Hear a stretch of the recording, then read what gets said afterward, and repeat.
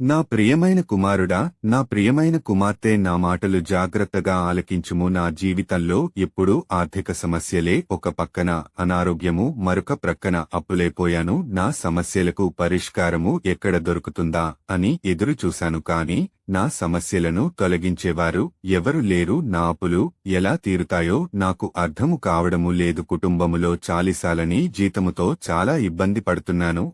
ఆర్థికముగా ఏది కొనుక్కోలేని పరిస్థితి. కుటుంబము గురించి ప్రతిరోజు ఆలోచిస్తూ నా శరీరం క్షీణించికిపోతుంది అని బాధపడుతున్నావా? ఏడుస్తున్నావా? రోదిస్తున్నావా? కన్నీరు కారుస్తున్నావా? నీ కష్టము వెనుక సంతోషము ఉందని, నీ బాధ వెనుక ఆనందము ఉందని, ఆర్థిక సమస్య వెనుక సంబరముందని, రోగాలు వెనుక గొప్ప ఆశీర్వాదము ఉందని ఎందుకు నీవు గ్రహించడము లేదు? ఇన్ని సమస్యలు నాకే వస్తున్నాయని బాధపడుతున్నావు. కాని ఈ సమస్యల వెనుక, బాధలు వెనుక ఎవరో ఒకరు ఉన్నారని, ఆయనే నా సృష్టికర్త అయిన దేవుడు, నన్ను పోషించే దేవుడు, నన్ను ఆదరించే దేవుడు యేసయ్య ఉన్నాడని ఏనాడైనా నీవు అనుకున్నావా? ఇప్పటికైనా పర్వాలేదు, నేనుండగా నీకు ఏ హాని కలగదు, ఏ అపాయము రాదు. ఎందుకంటే నేనున్నానని ఇప్పటికైనా గుర్తించుము.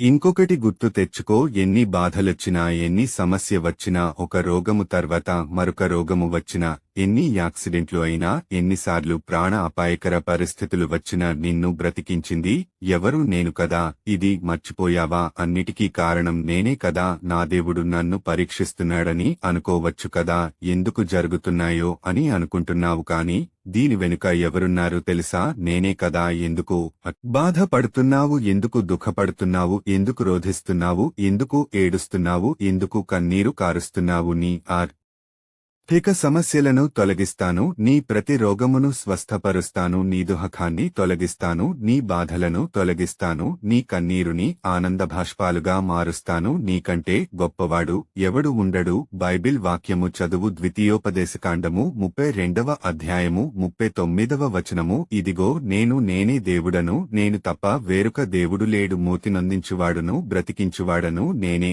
గాయపరుచువాడను, స్వస్థపరచువాడును నేనే. నా చేతిలో నుండి విడిపించువాడెవడునూ లేడు. ఇక నుండి నిన్ను పైవానిగా ఉంచుతాను గాని క్రింది వానిగా ఉంచను. తలగా ఉంచుతాను గాని తోకగా ఉంచను. నేను నీ ప్రభువుడను, నీ దేవుడైన యేసయ్యను నీకు మాట ఇస్తున్నాను. ఆమెన్.